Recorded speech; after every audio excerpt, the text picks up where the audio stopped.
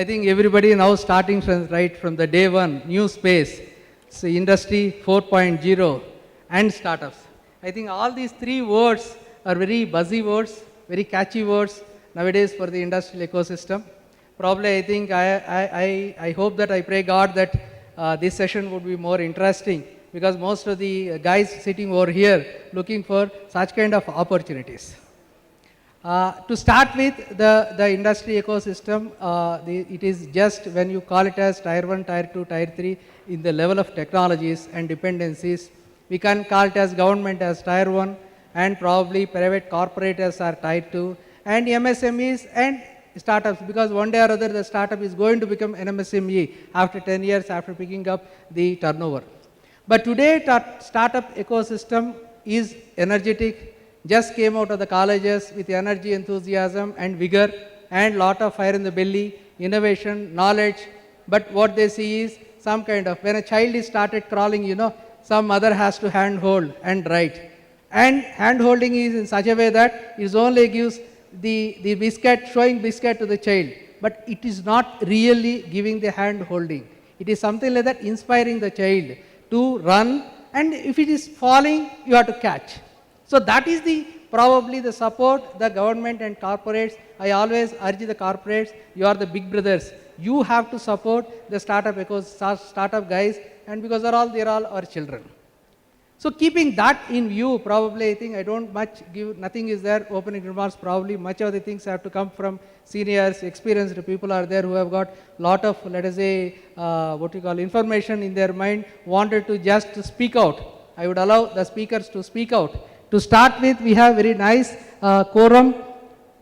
People from Atal Innovation Mission Director none other than Dr. Chintan Vaishnav, who has been partnering with us for last 2 years in the Anika Rise program. Jointly, we have launched several startups. We are there. Startups are there, live startups. InSpace is there.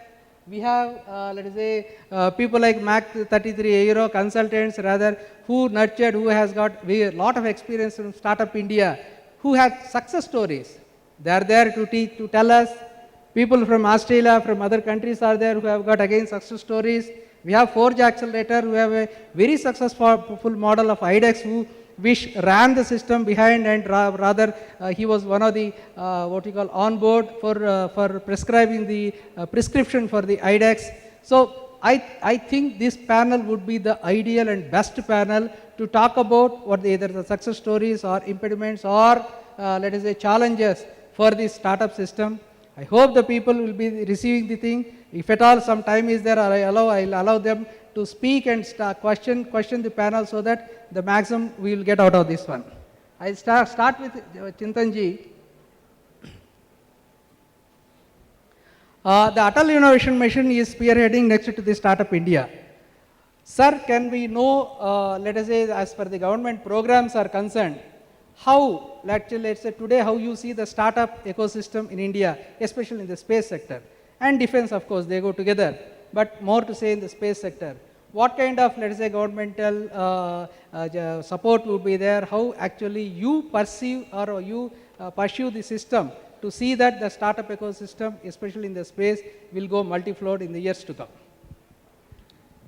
Thank you very much, Sudhirji, and greetings, everybody. So I think for space innovation ecosystem, it's we are at an inflection point.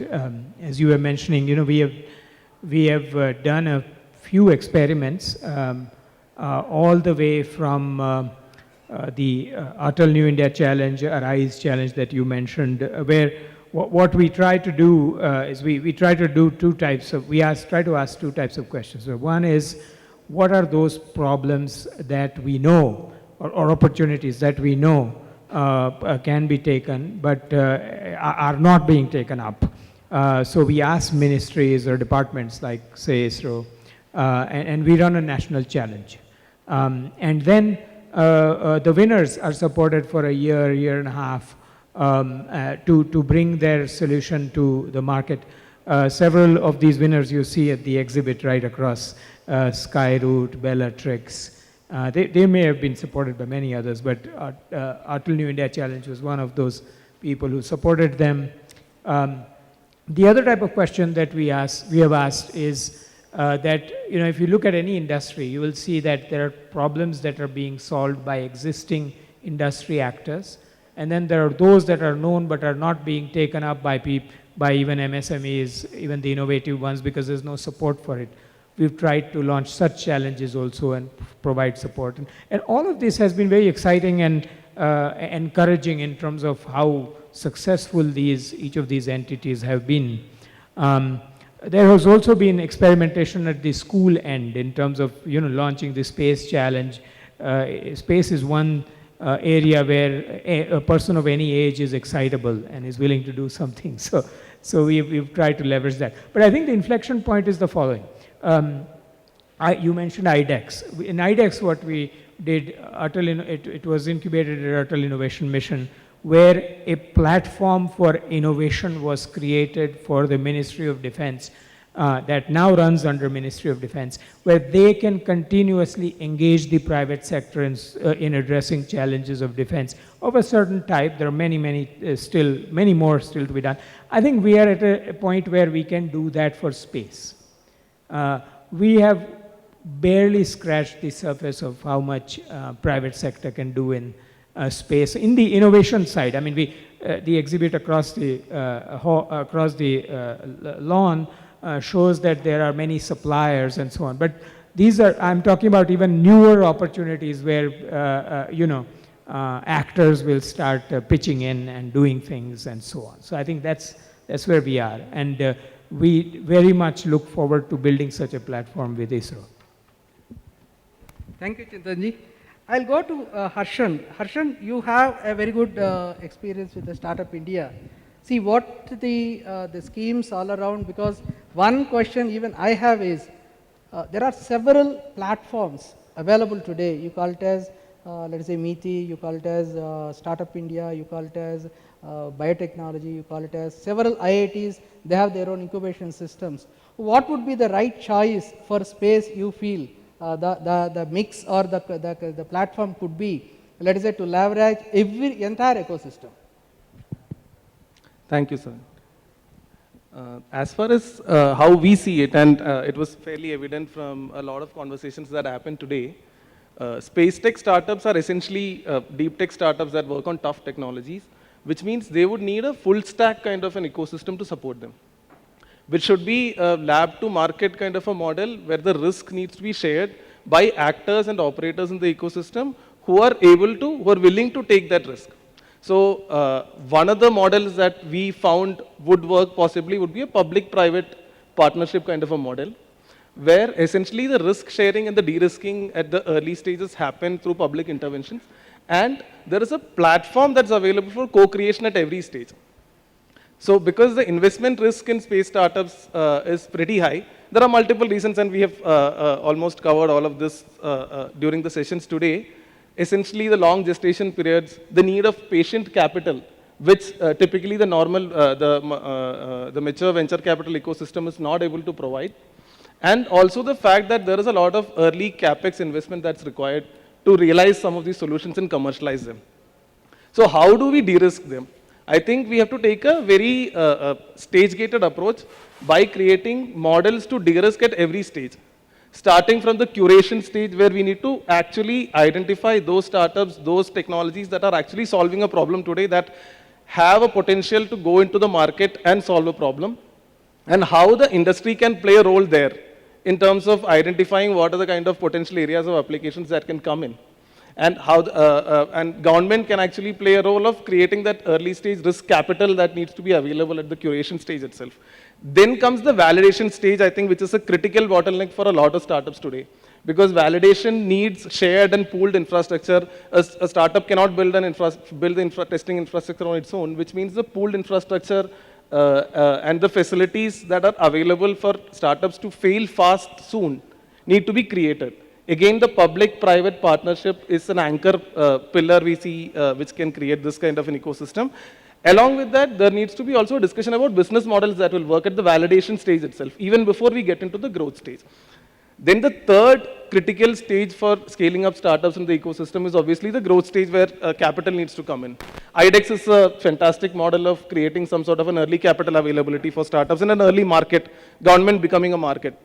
But space technologies essentially also have a potential to attract a larger market, because there is a lot of dual use possibilities that many of the technologies that are developed today address, which are probably hidden, which needs to be discovered, which needs to be created through a collaborative, co-creative process.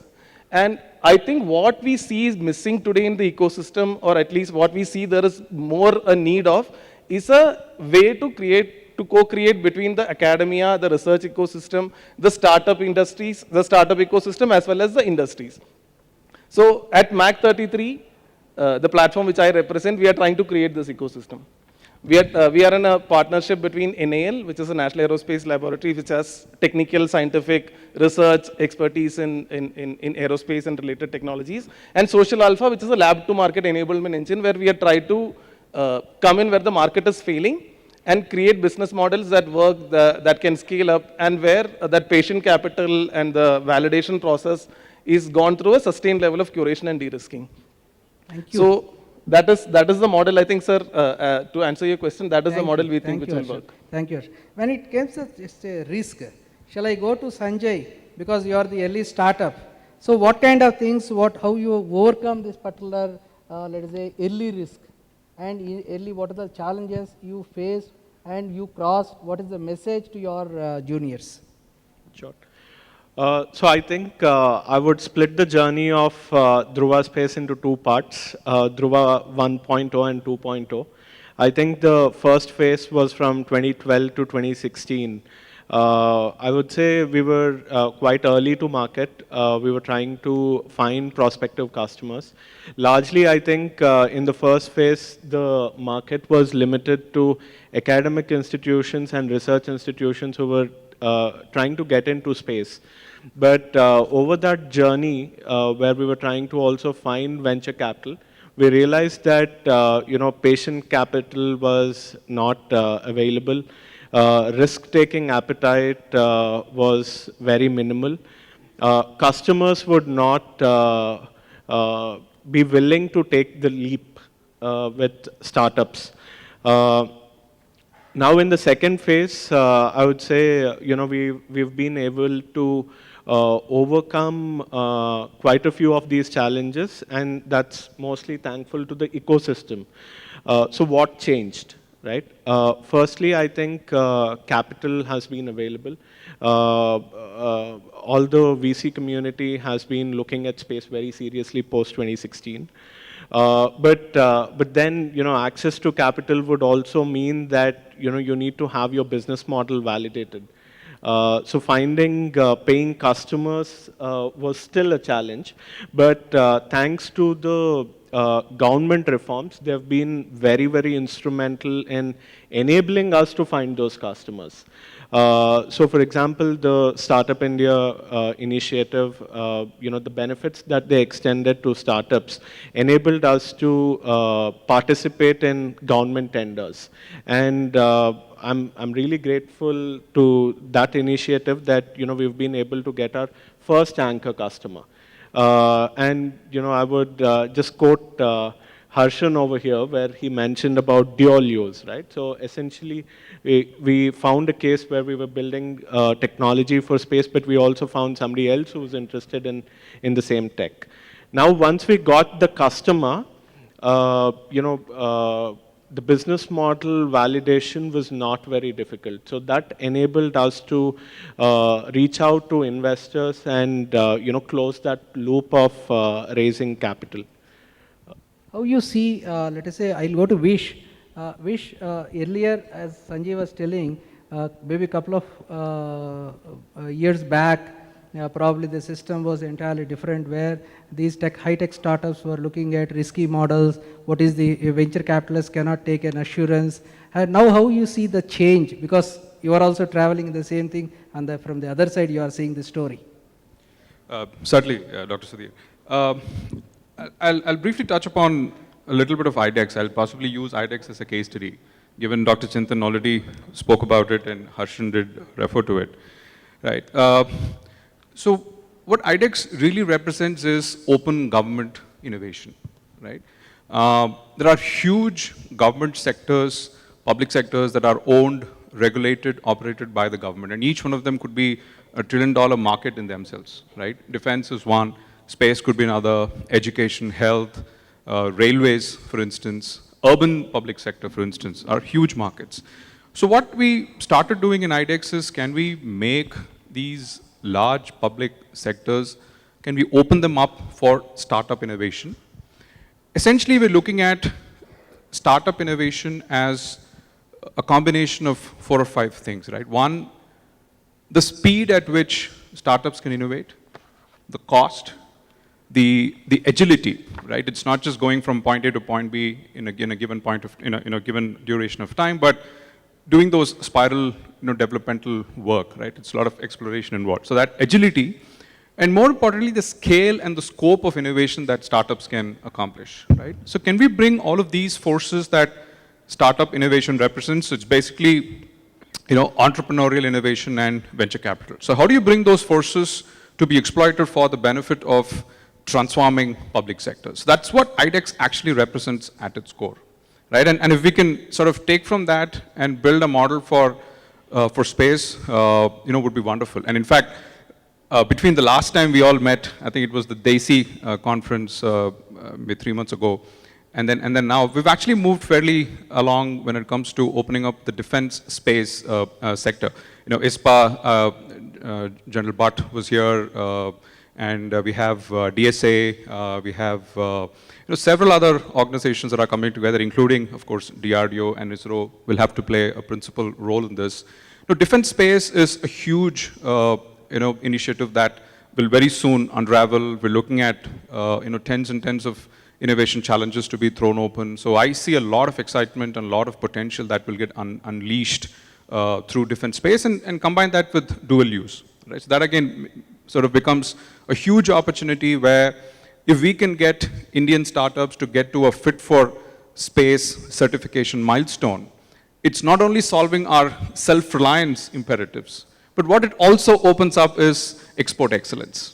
I mean, the 120 plus friendly nation agreements that we have with MOD could mean huge markets. Again, building on that, right? Now, what ISRO can possibly do, again, if you were to look at again, this is just my take on the subject. If we were to look at an IDEX-like model for ISRO, for civilian space, right? One thing we can look at is asset monetization, right? Imagine the huge amounts of infrastructure assets that ISRO has created for civilian space applications. Now that can be monetized through startup innovation. ISRO maybe on its own can possibly commercialize maybe 10 or 15 applications, right? But startups can probably take that number up by tenfold or even more, right? And there could be a revenue share model which could sort of bring some kind of an ROI and just make this entire model more self-sustaining. Let's not put more money into it. So that could be one very sustainable way of doing it, right? So if you were to just look at all of this, we're really at an inflection point. I mean, some of them have been talking about this decade being, the startup decade for the country. But I'm actually thinking, is a decade really enough for us to be able to not just achieve excellence, but maybe even aim for dominance, right? So if we want to dominate the whole space arena, we got to think longer than a decade, right? But I think we're seeing the very fundamental steps falling in place, industry coming together, big companies working with startups, whether it's joint product development, strategic investments, we're seeing a lot of that take off as well. And government is really opening up in a very big way all of these sectors so that we're not just doing innovation for innovation's sake, right? And one thing about IDEX is that we've always said the finish line is procurement. Right? We may not be able to give procurement assurance starting immediately, but then at some time we want to make sure that this development translates into procurement. Otherwise, you'll end up with a lot of development happening, but not translation into products, working out. So I think putting all of this together, we seem to be possibly in the best of times. Yeah. Thank you. I'll go to Srinath. Srinath, one thing is what people talked about is one is risky. Another one is high-tech, innovation, and investment. Probably I think you are the best man to throw some light. how actually these 4 impediments or hurdles or whatever you call it as challenges you have crossed. Probably you are one of the successful startup today as we see in the launch vehicle front. Sure, sir. Thanks for having me here. So I think I'll go to one point that probably has not been addressed so far in this panel, which was on the support from the academia standpoint, right? So one thing that really got us going in the very early stages itself was our ability to be a part of the IIT Madras ecosystem, right? Starting from having, so all of the points that people mentioned are perfectly true. You know, more infra, more time to actually show that your technology is working, patient capital need. But some of that can be partially offset if you can get at least the existing universities and labs across the country to, you know, start your work with. So that happened for us. I wouldn't say it was a very well crafted strategy or something. I mean, we did know we wanted to partner with academia, and we reached out to multiple people, and you know, it just happened to fall in place with IIT Madras really well, and that definitely is a huge part of, you know, how we were able to even come this far. So that was one thing that helped us, sir. I think the other part in terms of, you know, all of the other parts is, one other thing that has at least worked for us was to put out enough prototypes in front of investors and show people that you are progressing. Is that still like a baby step compared to where we actually want to go? Yes, definitely. But that said, at least it is proof of, okay, this team is capable of doing something in technology. So I think breaking down a large milestone into a series of smaller milestones and consistently showing that you're able to get there would help. Again, there the role of a university could play a huge you know, difference there. Because at that scale, innovation is possible even in space tech in universities and in what I've seen in Agnikul story itself. So. Thank you, thank you. Srinath, one more supplementary question from my, let us say I want to clear my doubts in this platform, and many people have doubts. Let us say if we take the launch vehicle, only we will see Skyroot and Agnikul. Couple of people are there, and you have started 3 to 4 years back, and still you are yet to reach the destination, but of course you are in a positive track.